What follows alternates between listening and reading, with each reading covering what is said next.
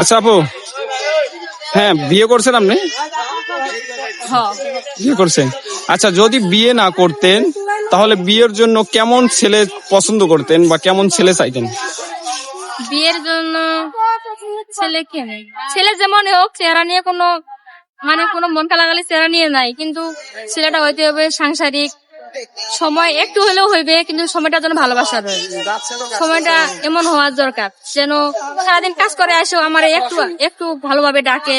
কিন্তু এমন ছেলে আছে না, মারধর করে আসাজি করে, এইসব ছেলে কিন্তু একদমই পারফেক্ট না।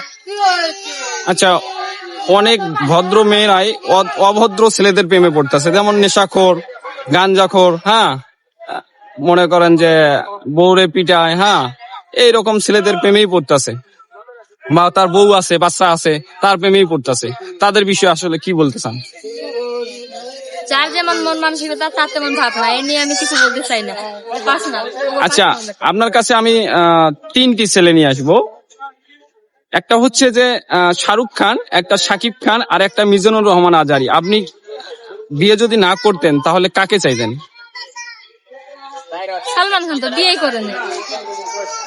হ্যাঁ, এই জন্য বলছিলাম যে একটা শাহরুখ খান আর একটা শাকিব খান আর একটা মিজানুর রহমান আজারি, আপনি কাকে চাইতেন?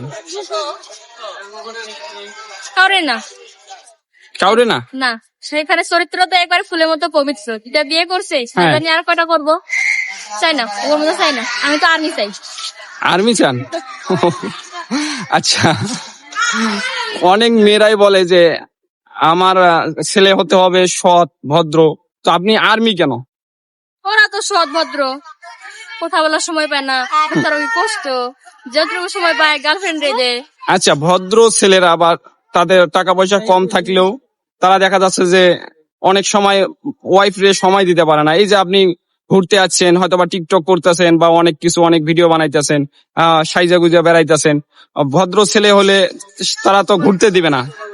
সেই সময় আপনি সেই ছেলেটাকে পছন্দ করবেন কিনা? অবশ্যই পছন্দ করবো। ওর ওয়াইফ ও যেমনি নিয়ে বেড়াবে এমনি তো আমি খুশি থাকবো না। এখন যদি ও আমার সাজা গোজা পছন্দ না করে তাহলে আমি ছাড়বো না। ও যেভাবে চায় আমি সেভাবেই ঘুরবো, কিন্তু ও সৎ হতে হবে, আমার অবশ্যই ভালোবাসতে হবে, এতটুকু, বেশি কিছু না। তো ধন্যবাদ আপনাকে, ভালো থাকবেন, সুস্থ থাকবেন।